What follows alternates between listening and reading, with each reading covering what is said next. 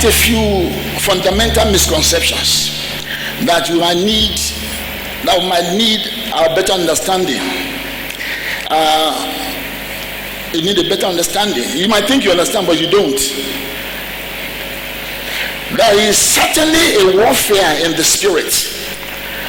But what is the true nature of this warfare? Who is fighting who?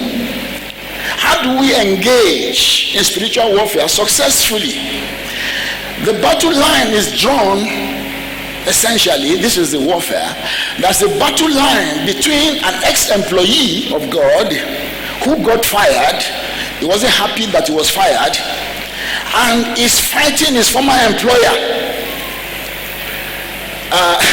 The battle is really between God and Satan, between the creator and the creature. That is the battle line. But we as human beings, because God loves us and Satan cannot really fight and defeat God, he engages us in a way and manner to hurt God. You know, you want to hurt God, you can't get to God. So let me look at what he loves. That's why I always pray, Lord, everything that we love, please help us to keep. Because the things that we love essentially is what we are standing on many times. If that which you love is taken away many times, our life is thrown into jeopardy. So the devil wants to get to God. So how does he do it? He tries to get to people, you and I, especially his children. I mean, those who are not his children, they're under his hands. He controls them. He's their Lord and Master, so he can do anything like that. He'll take you like Christmas chicken, can eat you up anytime. But for Christians, he's coming at you because he wants to get to God. It is nothing personal. It's not personal. It's not you and Satan. Trust me. He really doesn't care about you. I mean, he can eat you for lunch. He doesn't care. But he wants to get to God. So I don't want you to take warfare as personal. God also, by a spiritual master stroke, I call it a spiritual master stroke. Jesus, representing us, engaged the Father by his blood. He entered into a covenant with God. Then Jesus, having a covenant with God, faced Satan and defeated him on our behalf. When we believe in Jesus, then we can be partakers of the victory that he has wrought for us. Amen. That is the spiritual master stroke. Those that believe in Jesus can enjoy victory, and in the realm of the spirit, they are called and known as more than conquerors. Everybody say, I'm more than a conqueror. Say after me now, Heavenly Father, give me revelation and give me understanding of my power and of who I am. In Jesus' name. 2 Corinthians chapter 10. I pray for everyone that a light will be shed. If a little light is shed, I'm telling you, you will stop praying those kind of silly prayers anymore. You will pray more fruitful prayers. And you'll be surprised the victory that will come to your life. 2 Corinthians 10, verse 3 to 6. For though we walk in the flesh, we do not war after the flesh.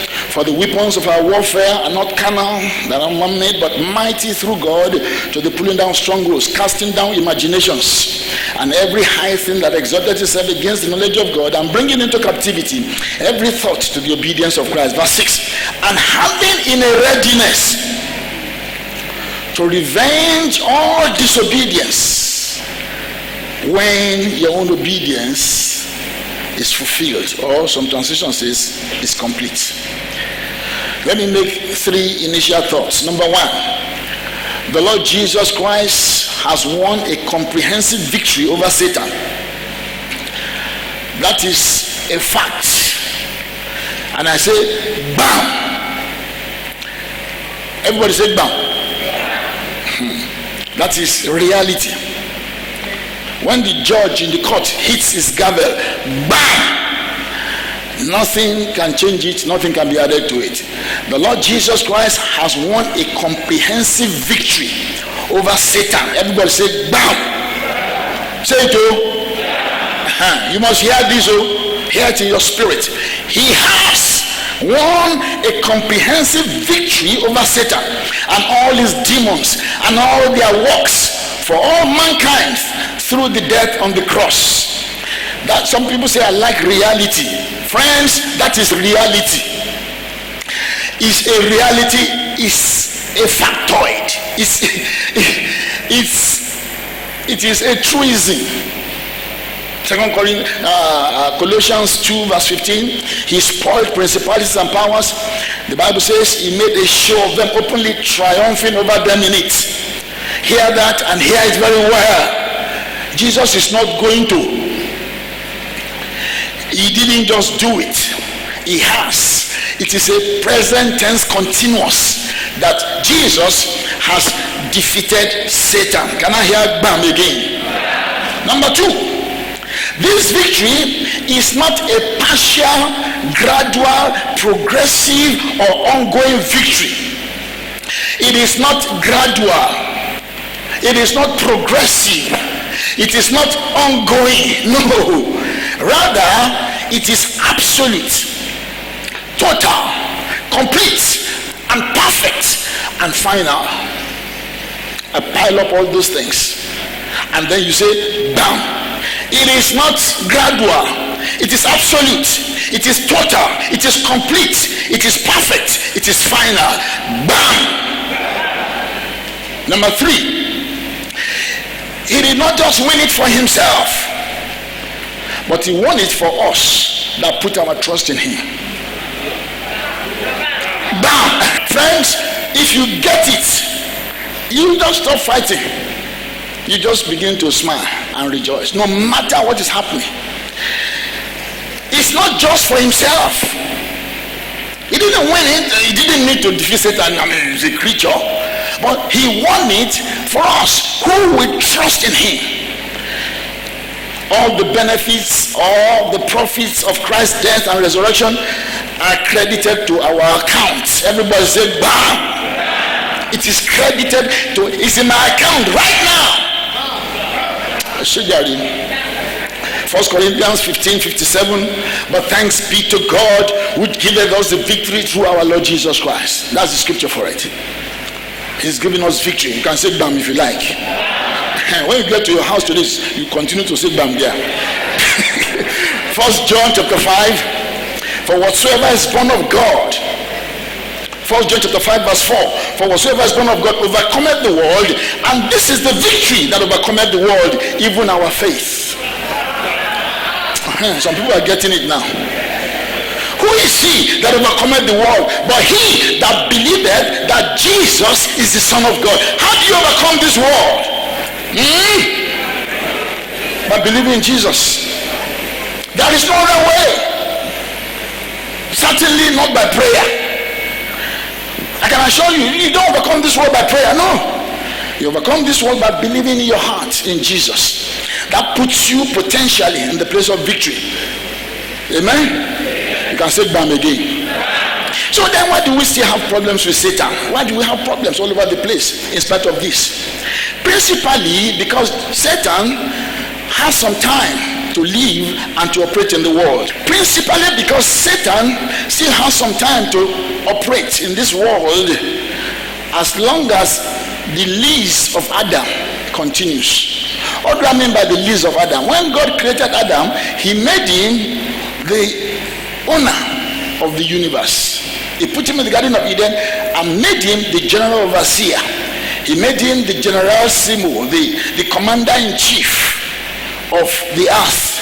The psalmist said in Psalm 115 verse 16, he said the heaven, even the heaven of heavens belongs to God, but the earth he has given to the children of men. He has given. God has given us this world. He gave us through Adam. So Adam is the commander-in-chief of this world.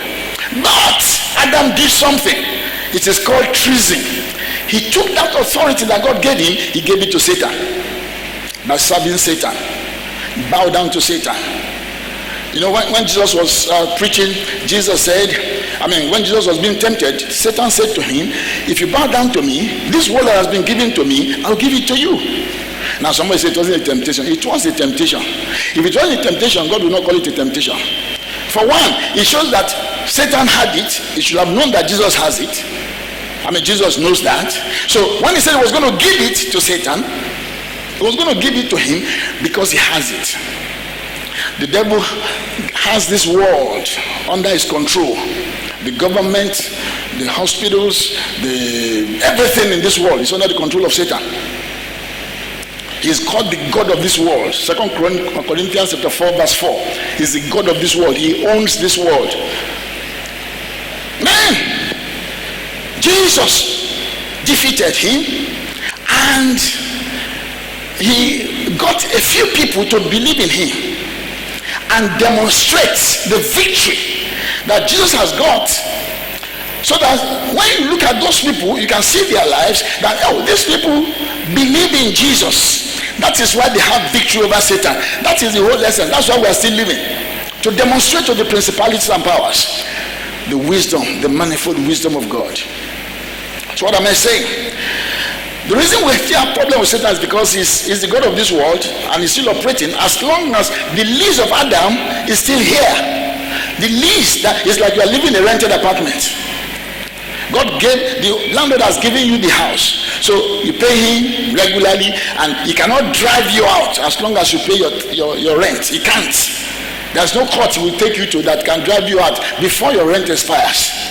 So Satan is having or using the lease of Adam all over the place, and that's why it's bringing sickness, it's bringing disease, coronavirus and the like of them, and all of those evil dreams he's bringing into our lives. The dreams are actually a precursor to what he wants to do. He will give you an evil dream, you believe in it, then he will bring it to pass. He says, my dream always comes to pass. Where is the dream coming from? All those are your dreams that are evil dreams. Some people, the only dream they dream is bad dream. They don't dream good dream. They don't dream that I will become the president of Nigeria. They only dream that I'm going to die or something bad. Every time. I say, this spirit that is leading you, can't he tell you something good? The Bible says in Revelation 12:12, the devil knows that he has a short time. So we still have Satan to contend with, to wrestle with him until he's bound and cast into the lake of fire. The ongoing spiritual warfare doesn't undermine, it does not question, it does not belittle the absolute victory that Jesus has won for the believers through his death. The fact that there are pockets of evil here and there, or the fact that the devil is God of this world, does not undermine the facts. Every one of those bound is still bound. It does not undermine it. The fact that we have these challenges, difficulties in our lives, does not mean that Jesus has not won the victory. No, it doesn't mean it. The victory is still there. Amen. I said the victory is still there. The victory is a reality in spite of our problems. So, ladies and gentlemen, my brothers and sisters, may the Lord give you this understanding. We are not in spiritual warfare to win. We are not in the spiritual warfare to struggle. We are not in the spiritual warfare to contend for victory. But we are in the warfare to appropriate, to enforce, to enjoy, and demonstrate the victory that we already have in Christ Jesus. That's what we are in the warfare for. You're not trying to win. Let me tell you, you cannot win. Why can you win when you have already won? So when people talk about breakthrough, it is not you're trying to get something that you are looking for. You're not aspiring to get something. No, you are only enforcing the victory that has already been won for you. It has been paid for. It's like you buy a car. You go to the showroom, you say, I like this car. Then you pay them and say, I'll collect it next week. Now when next week comes, of course when you paid for it, there was nobody there. They didn't know you were going there. So they didn't know what happened there. So they still see you in church. You still come with Okada, or you still trek or whatever, and they say, this brother has no car. But is it true that you don't have a car? Huh? Is it true that you don't have a car? It's not true, because you have paid for one. It's just for you in the time to go and get it. Now when you bring it to church, they say, brother so has just bought a car. Now that's not true, because you had the car about a week or two ago, or like some people a month earlier. They are just saying it, and they are saying, oh, this person has got a car, but he already had the car before. That is the way our victory is. Our victory is already paid for. The difference between it is time. The difference between it and reality is time. Everybody say time. Time is what separates bam to reality, or people's reality, physical manifestation. Are you getting my point now? Sadly, many Christians are ignorant, so they are still fighting, and they are contending and wrestling in warfare to win the victory you already have. To win the victory you already have. And I tell you, this is the reason we are defeated. This is the reason for failure. This is the reason for frustration. This is the reason for many all-night prayer meetings. All night. I say, this God must be hard though. That you have to spend all night to ask him to pass an exam or to get a contract or to progress. This God is tough. But I was talking to one woman. Her husband didn't have a job. They live in America. He said, one night like this, I just remove all my clothes and I began to pray all night. The next day, he just got a job. That's warfare. Warfare. When you are about to soon, it will be better for you to have said, Pastor, how can you say that? Warfare. Warfare prayer. I said, what's warfare prayer? What's warfare prayer? I've been a Christian for over 40 years, as you all know. I've been a Christian for that long, and I've had warfare. You cannot live for this long without going through some warfare. I mean, as a Christian, as a child of God, spirit-filled, and through all, I've found out that there is nothing that I got because I prayed for it. The things were already there. They were waiting to be manifested in their time. Most of my prayer had always been for other things rather than for my daily needs. Since I found out that my God shall supply all my needs according to his riches in glory by Christ Jesus, he promised, I'm going to do it.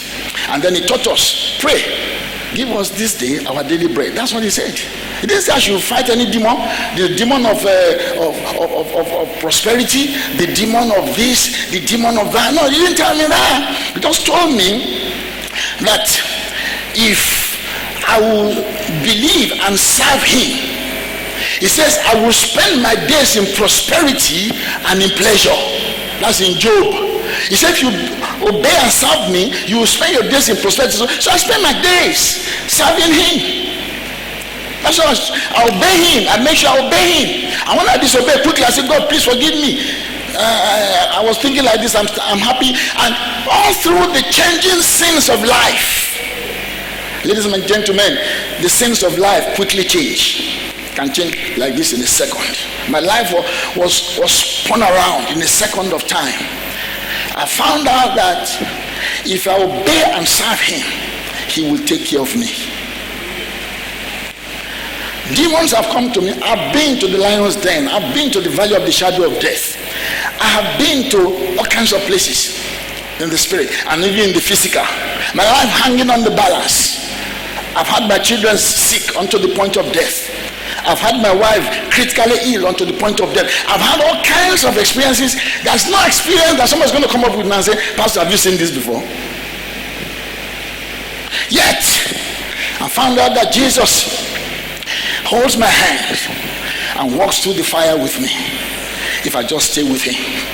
If I just stay with him. We don't spend all night praying for things. Ever. We've never. Ever. We can pray all night for souls.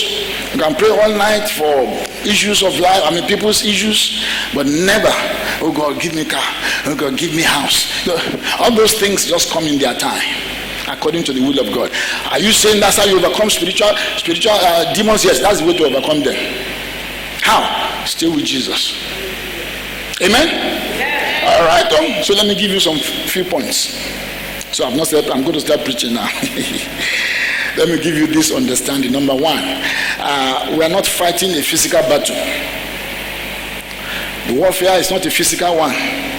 Even though you think they are physical, even though they come with a human face, it is not a physical battle. And so the next point, the weapons of warfare cannot be physical. It is not a physical battle. Whatever is happening in your house, I don't have a child, I don't have this, the doctors will tell you. I've seen a woman that doctors were telling something. They were telling her that her uterus was too small. That is medical diagnosis. Just like coronavirus now, they are looking for virus. But those that have understanding know that it is not a virus. It is a demon. And his name is Corona. We are not fighting a physical battle. And I've seen that Jesus knows that. Whatever you are going through, Jesus knows how to give you instruction, because that is the way he does things. You see, there's the wisdom of this world, there's the wisdom of the devil, or the wisdom of God. There's the wisdom of this world, there's the wisdom of the devil, and the wisdom of God. Am I saying it right? There's wisdom of this world, which is satanic, and then there's the wisdom of God, which is of God, which is of the Spirit. In every situation, I found out that many times we fight our battles with the wisdom of this world. If somebody slaps you, the wisdom of this world says, give him back. I mean, how can somebody slap you? He slap you physically now. So how are you going to fight him back? But Jesus taught us that's not the way to do it. Jesus said, love him. Love your enemies. But he's wiser than us. I think I was reading after Mahatma Gandhi, the founder of the Indian nation. He said, I love Jesus, I love his teachings. He said, but I hate Christians. He was the one that taught the Indian nation how to do what they call passive resistance. That brought the British Empire to his knees. In his own teachings, is like Martin Luther King. In his own teachings, he says, I will not abuse you. I will not fight you. Because Jesus said, if they slap you, turn the other cheek. So what they were doing on a global level, over 1 billion people, they were not working. The British government bring police, beat them, put them in prison. They just sat down. After they did it for some time, the British packed their load and they left. You see, sometimes our way of doing things, that's why we say, fall down and die. You want to kill your enemy. Because you think if that enemy dies, then your life will be easier. Say, I'll remove. I went to one church one day. I left weeping. I began to hear, die from the door. Die. So I said, what's that? He said, it's a church. I said, church? I said, church? So I went. And I found out it was a church. Here in Ibadan, Bodija here. The leader in front was saying, this one that you are speaking in tongues and some of you are still complaining. Go to that church, you see. Christians, born again. I think maybe they're having spirit filled.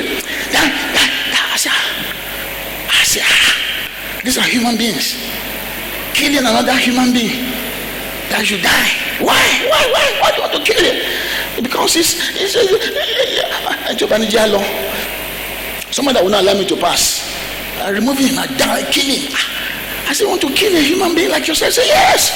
Anybody that will not. I say, what kind of Christianity is this? Listen to Jesus. And I'll read that scripture. Matthew 5:43. You have heard that it has been said, you love your neighbor and hate your enemy. If a chicken pours away my medicine, I break his leg. Have you heard that before? I know Igbos don't have that kind of proverb. Only Yoruba people. Yoruba people can be wicked. That's why Yoruba people that don't know God. This is where they got it from. They call it the law of Moses. Love your neighbor, hate your enemy. Verse 44. But I say unto you, Jesus saying, love your enemies. Bless them that curse you. Do good to them that hate you. Pray for them which despitefully use you and persecute you. Verse 45 says, that you may be the children of your Father which is in heaven. For he maketh his sun to rise on the evil and on the good, and he sendeth rain on the just and on the unjust. That is Jesus' teaching. He said, this is the way to be a child of God. It's not by putting a sticker. It's not by speaking in tongues. It's not by jumping up in church and shouting hallelujah. That's not the way to be a child of God. The real child of God is the one that blesses and does good to his enemy. Now that's contrary-wise to this world. You can only do that when you see that the warfare is not physical. Amen? I said amen.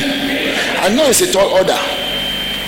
Everybody has somebody that they would rather wish they are removed from the face of the earth. Number 2, your weapons of warfare are not physical, carnal, or earthly. What are the weapons of our warfare? Number 1, the name of Jesus. Number 2, the blood and the testimony. That's in Revelation 12 verse 11. The name of Jesus is in Philippians 2 verses 9 to 11. Then there's the armor, Ephesians 6 verse 11 verse 13. Put on the whole armor of God, that you may be able to withstand against the wiles of the devil. Wherefore, take unto you the whole armor of God. That's what we use to fight. Number 1, the name, and the name of Jesus, every knee shall bow. The blood of Jesus, the testimony, then the armor, you put it on as a Christian. That is what you use to fight. Listen to me, friends. Why is it that you say in the name of Jesus and the devil does not go? You're a child of God, actually, and say, at the name of Jesus, every knee shall bow. Why is it that you say in the name of Jesus, every knee shall bow? Now you go to somebody somewhere, I don't know what he's going to use, but I guess he's going to use the name of Jesus also, and say, you pray for me. And he uses the same name of Jesus, and the prayer is answered. Why? Oh, he's a man of God. That's not what the Bible says. It didn't say that at the name of Jesus spoken by a man of God, every knee should bow. It didn't say that. That's not in that scripture, Philippians 2. The name of Jesus walks on the lips of everybody. But the problem is the last verse of our text. He said we are able to judge every disobedience after our own obedience is complete.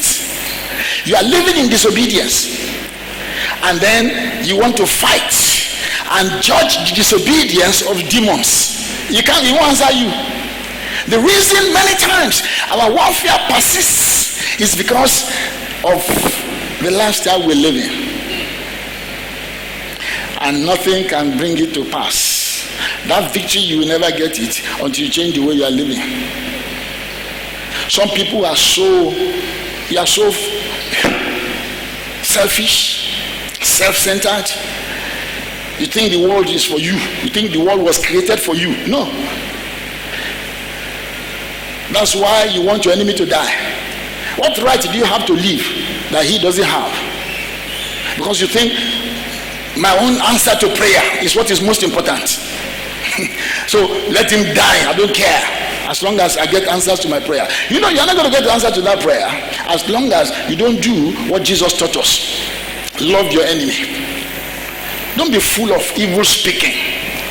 Some people so get involved in other people's matters, leave their own problem, and they are taking over by, this person is a bad person, this person is not good, this person is this person, I'm holy. You are not even holy with those kind of thoughts in your heart. Do you know Jesus said that if you call your brother a fool, you will go to hell? Call your brother a fool. And you see, the reason we do some of these things is because we have forgotten that we are just another human being, and every other person is just another human being, just like you. What right do you have to be anything or to have anything that the other person does not have? Some of us, you have husband. Some people don't have husband. Now, the person doesn't have husband, the person is going through crisis. And you don't even care that you are an edge above that person because you have a husband. And you don't even care if they die. As long as your husband comes home, all you want is your husband. I discovered that people amongst us, we always think our problem is the reason for life. 2 years ago, no, not 2 years, many years ago. So forget what you know. Because I know when I talk like this, people begin to think, it's talking about this person. I've stopped doing, I don't talk about nobody. Nobody is big enough for me to preach about. None of you. There was a lady in this church, she didn't have a husband. And there was a lady in this church who didn't have a child. The one that didn't have a husband had a car, even though she didn't have a husband. So she was carrying her car and she saw this lady without a husband. I mean, that had a husband but no car. So she gave her a lift. And as they were going, the lady looked at the one that was driving, who was the owner of the car, very fine car, because she's a big girl. He said, I pray that God will answer your prayer. Every time I'm always praying for you. The girl looked at her and said, me too, I've been praying for you. That God will answer your prayer. You know, we're so funny. We are so funny. The woman without car thinks car is very important. But thinks husband is a better trophy than a car. Amen? The woman without a husband but has a car. Thank God I'm not riding Okada. I'm not riding Okada. So the way we see our problems many times is distorted. Let me tell you the most important problem in this world. The greatest problem is not to have Jesus in your life in living quantity. Real Jesus, not this Wayo Christian, Wayo Jesus. And that is what informs our prayer. What is most important? And when you have that perspective, if Jesus can get to your perspective, then you can now begin to pray for your enemies. When you're able to pray for your enemies, then you can judge every disobedience. Then your prayer can be answered. That's why when we say in the name of Jesus, demons will obey you. The Bible says you're able to judge disobedience after your obedience is complete. Take some time to get that. You'll get it before I finish. Number 3, our real enemies are not flesh and blood. I said that in passing. Jesus was hanging upon the cross, and on the cross, people began to look at him and they began to jeer at him and say all sorts of things. Jesus did not say, fall down and die. You know what Jesus said? Luke 22 verse 34. Jesus said, Father, forgive them, for they know not what they do. Father, forgive them. That is Jesus' way of handling people that were jeering and speaking against it. He didn't say, hey, it's for you that I came to the world. I came to die for you. And you are doing this to me, even though it is for you. Jesus didn't do that. He prayed for them. Because he knows the real enemies are not flesh and blood. He was dealing with the demon behind them. That is real warfare. Are you hearing what I'm saying? This is how you fight spiritual warfare. When you know that the real enemy is not that which you see. Because of that prayer, one of the thieves on the cross made it to heaven. And the centurion that was watching also gave his life to Christ. And then the Holy Ghost signaled and there was earthquake all over Jerusalem. Because he said, Father, forgive them, for they do not know what they do. The same thing with Stephen, which we are studying in the Bible study. When he prayed, Father, forgive them, just like Jesus. He said, Father, forgive them. Then God went to the root of the problem of persecution, and he saved Saul and made him an apostle. And you see, as we continue this week, there was peace. That is the way to fight spiritual warfare. When you understand that the person you are fighting is not really your problem. Your problem is an enemy whom you do not see. Now remember, it is spiritual warfare. It is not physical combat. It's not physical warfare. Many years ago, we were going to have a crusade at Old Ife Road. I was a young man then. We used to go about in my church. It was a Baptist church. We used to do crusade in places. And one year, we brought one Muslim to give a testimony of his salvation.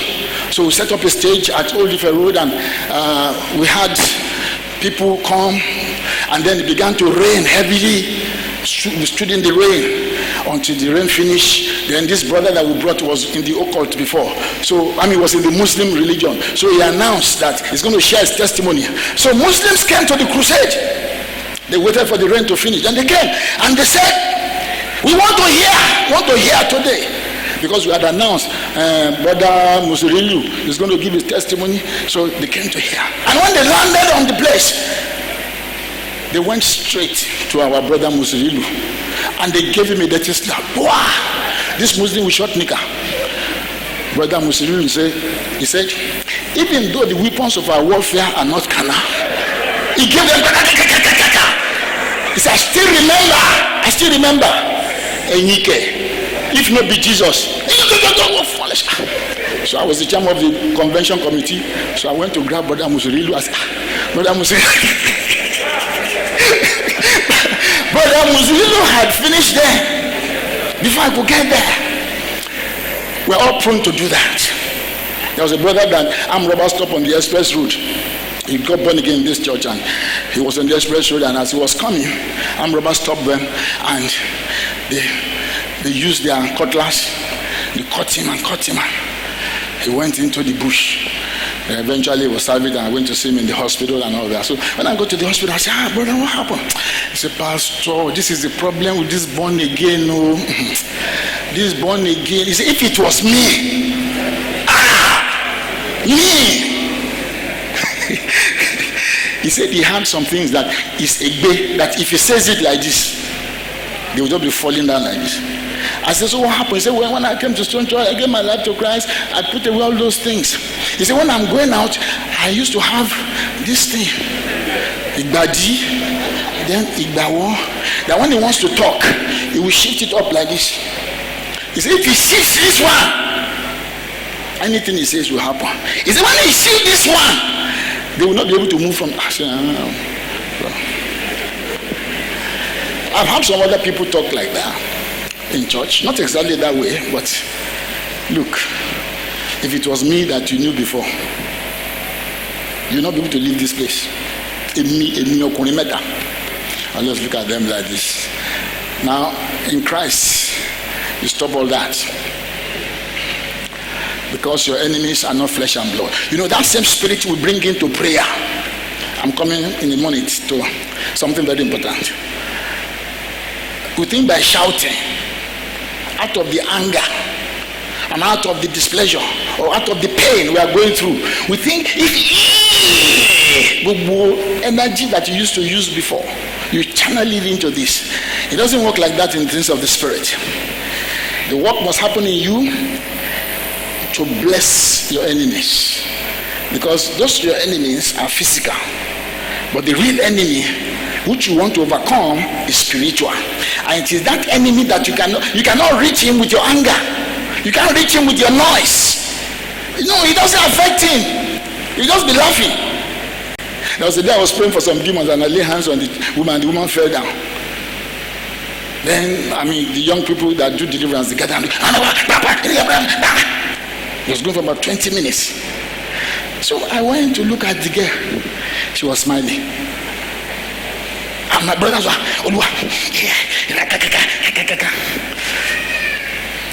ignorance is a serious thing, especially when we don't know that.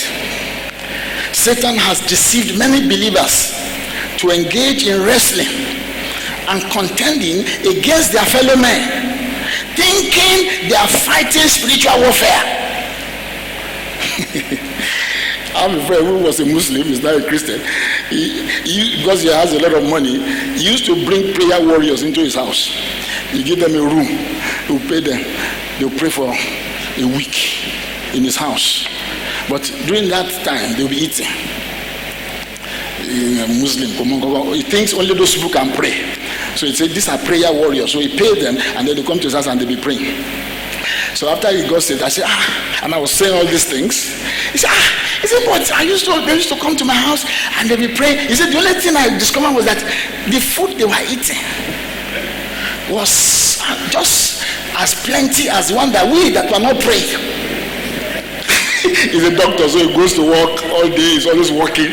He said, I don't have time. He said, you be praying for me. I said, he's only eating during meal times. In between meal times, he's supposed to be praying. He said, but the food they are eating. I said, they're just deceiving you. Those guys are smart. They're very smart.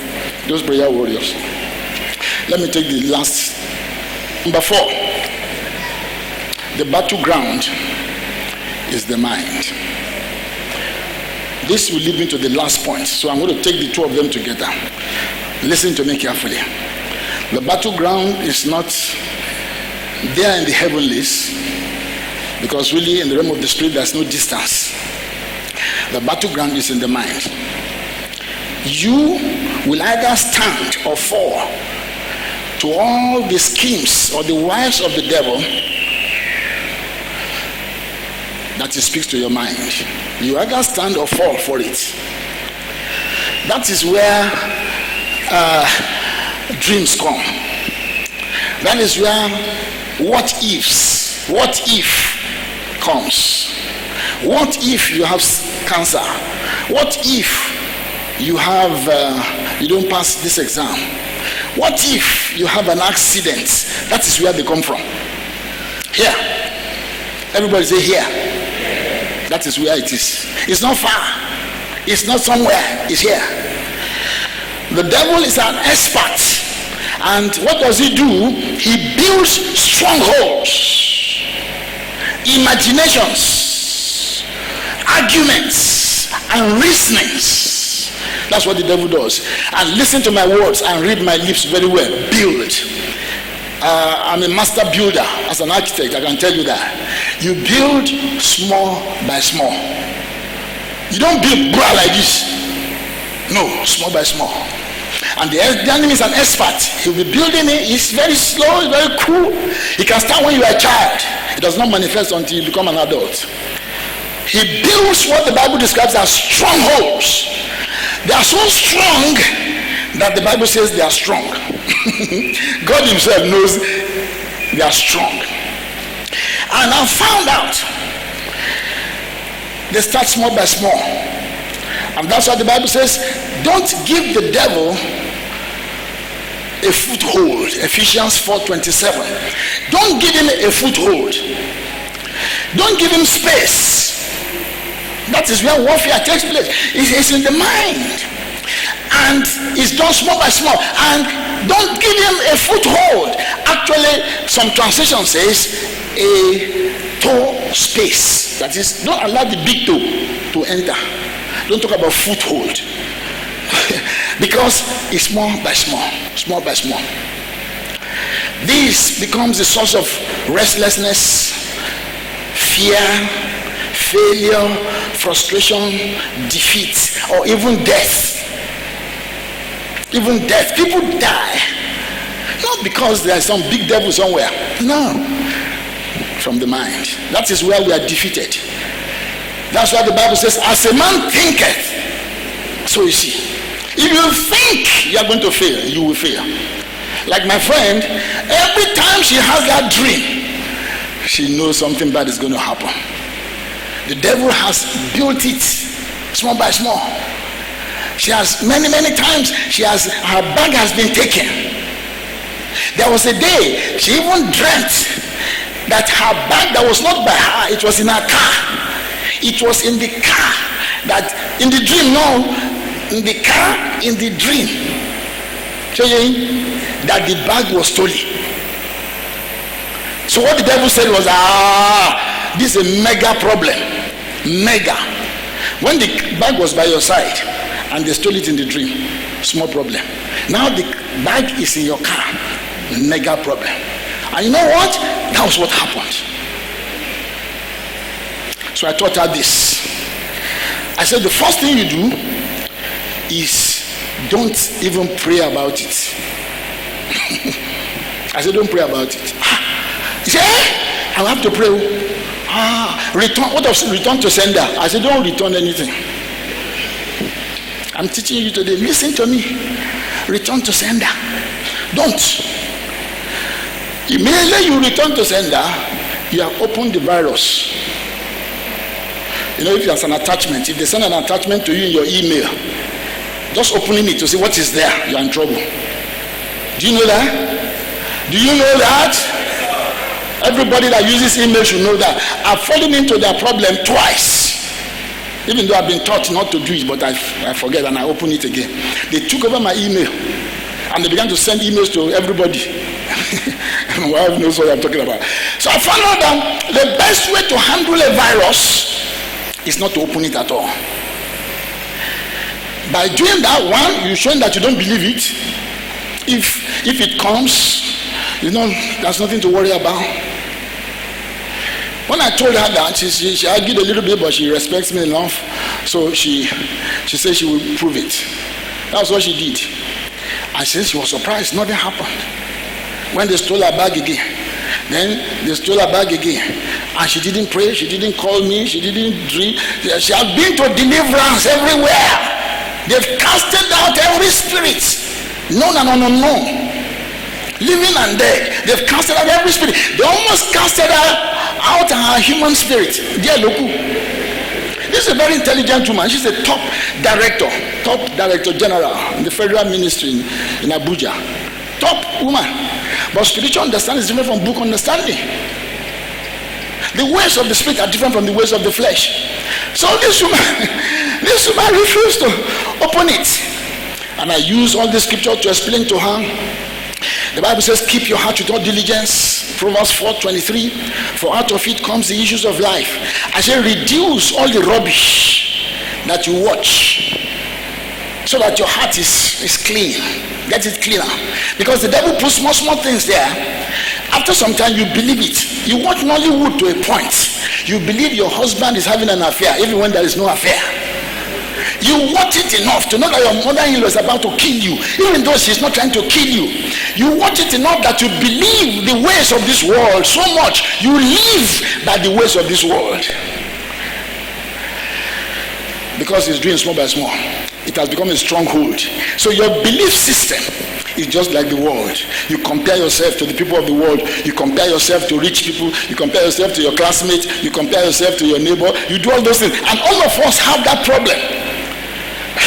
And that's why the Bible says you cast down imaginations. You have to, it's a job. It's my number one assignment to cast. You see, I used to want to know everything. That's why I read. My inquisitive nature, I want to know. So I read. Then the Lord said to me one day, he said, now, read more of the things that you add to your spiritual life. He said, read less, because I read everything. I read history. When I buy newspaper like this, it's like I want to do exam. That was before. But now, I just look at the headlines. No matter what the story is, I don't want to know the details. If you know too much of this world knowledge, it will affect you. It won't allow you to think. It won't allow you to be spiritual. You can be a Christian for 100 years and not be spiritual, because you're just thinking like this world, because you've read all these things, you know these things. When I was having faith to overcome my adversity, I had to, at a point, I stopped reading online. I stopped Googling, because if you Google enough, if you're as good as my wife and her children, you will have a stronghold. Anything you say like this before you finish, my children will Google. He said, no, we have to know. This inquisitive nature is dangerous. You know what you do? Divert it to know spiritual things. So read less. Allow the word of God to dominate, to saturate. Allow the word of God. You see, the word of God is life. It's working to renew, to sanctify your mind. Allow the word of God to experience the word of God It will bring joy. Experience it. That's what the Bible says in Colossians 3:16. Let the word of Christ dwell in you richly,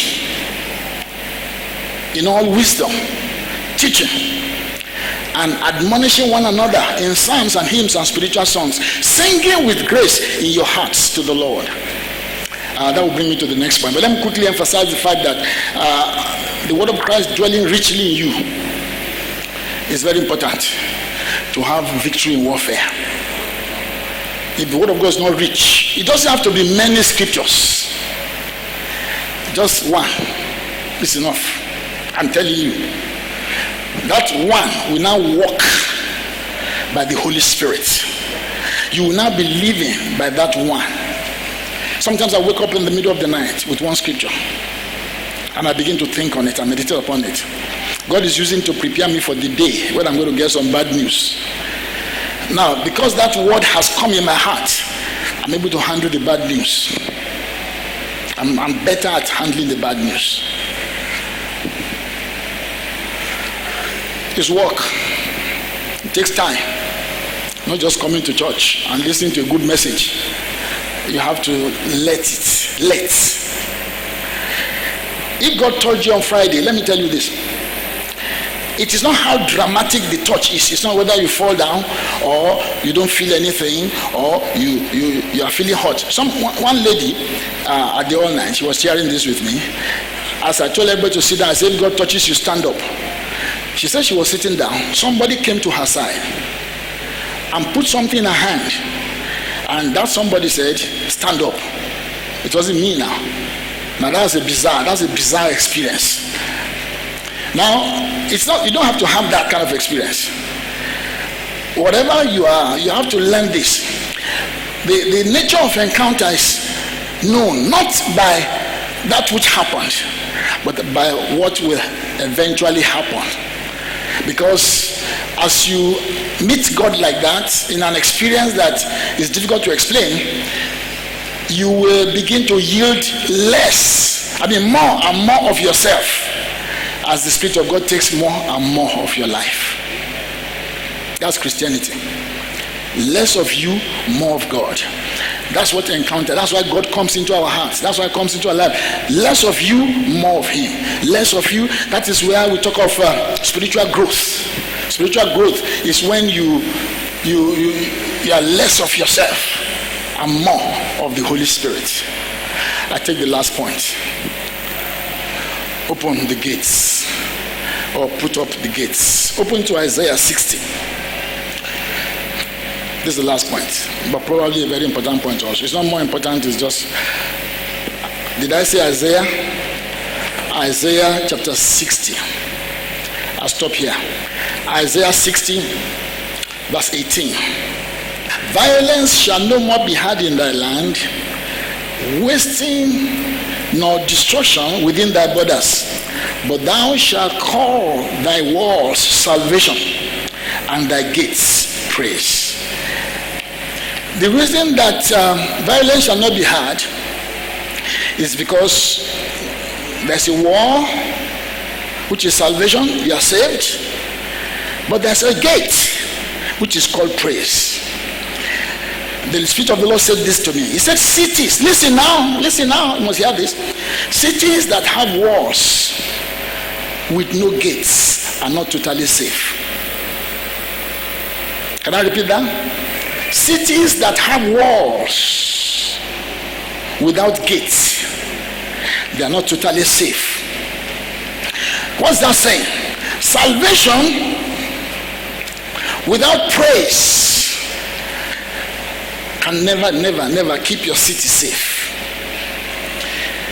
Because you have walls. I'm a child of God. I'm saved. I'm born again. I speak in tongues. Wonderful. But then, do you know the gate of praise? Have you learned that you enter his gates with praise? Are you hearing me? The way to have victory is to always put up the gates of praise. It will interest you. The city of Jerusalem, the new Jerusalem coming down from heaven, is a city with 12 gates, and it has this massive wall. The one that God is going to bring down from heaven will just descend on heaven. You see it in Revelation 21. The Bible says there are 12 gates there, and there are 12 pearls. Pearls are precious stones, and each gate is made out of one stone. Each gate, the 12 of them, each of them is made of one stone. Now that one stone is what makes every gate. So you enter into the gates with thanksgiving. In fact, because the name of the gates is praise. If you ever going to enter into the city, or if you're ever going to keep the city safe, you must learn the mystery of praise. Listen, friends, there are praises and there are praises. This morning, this lady was taking us to what you call high praise. What is high praise? Have you ever thought about it? What is high praise? Well, high praise is all about Jesus. For a praise to qualify for high praise, it will not just be a praise that makes us to dance and makes us happy and excite us. No, far from it. It has nothing to do with the quality of the sound, how it sounds, how it doesn't sound. It must be of necessity about Jesus. The Bible says in Psalm 149 verse 6, let the high praises of God be in our mouth and a two-edged sword in their hands. We must learn to praise in the midst of adversity. That's the way to go through the gates. We must learn to praise because praise builds gates. The wall is secured. Jesus is the wall. It's our salvation. But then he said the gate is a gate where Jesus is now made into. If you see gates, they're very beautiful, they're very complex, they're not just there. They're the works of an art man. That's a super strategist. If you see these artisans that design this very colorful and very complex and very smart people that are artistic, when they put up some gates like this, I've been into some houses, the gate is enough. It's enough to build another house. You know, you can have praises about Jesus that actually cause the presence of God to be manifest. And you can have praises that just excites us, and we dance and we go home. But if we ever have the right kind of praise, which is called high praise, then our city shall be without violence. Our lives, violence will be quenched. The Bible talks about people quenching the violence of fire by faith. It is by praise.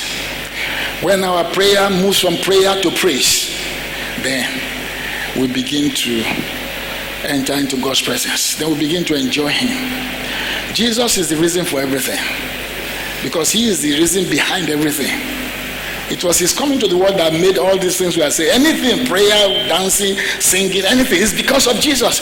And so we must put him in the mix so that the purpose of God can be achieved in our lives. We will never go far with God if it's not built on Jesus.